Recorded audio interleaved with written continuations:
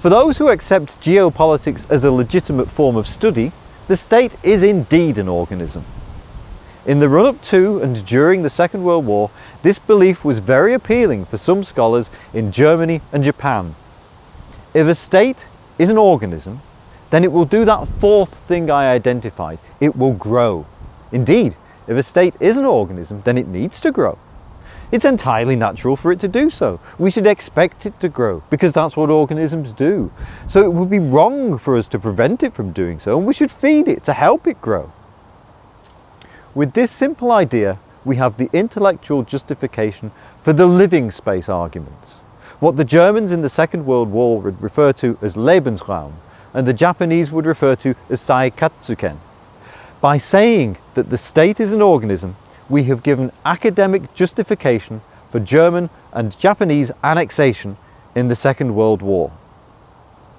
The man with whom that academic justification was chiefly associated, at least in Germany, is Karl Haushofer.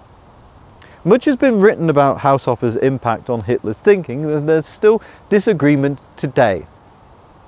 But as an indication of Haushofer's close association with the Nazi regime, it's worth pointing out that Rudolf Hess, the Deputy Führer, was one of Haushofer's students. And indeed, Haushofer was one of the best men at Hess's wedding to Inge Proll, the other being Adolf Hitler. I can't get into the details of Haushofer, his time in Japan, and his desire for Germany to form an alliance, his writing of the book Dai Nihon, or Great Japan, his links with the Nazi Party and his Geopolitical Institute in this session. But we can say it didn't end well, either for the world at large or for Haushofer's own world.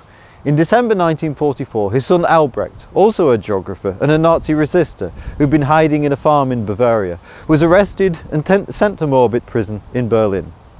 On the 23rd of April 1945, when Red Army troops had already stormed Berlin, the SS shot Albrecht dead. Less than a year later, Karl Haushofer and his wife killed themselves.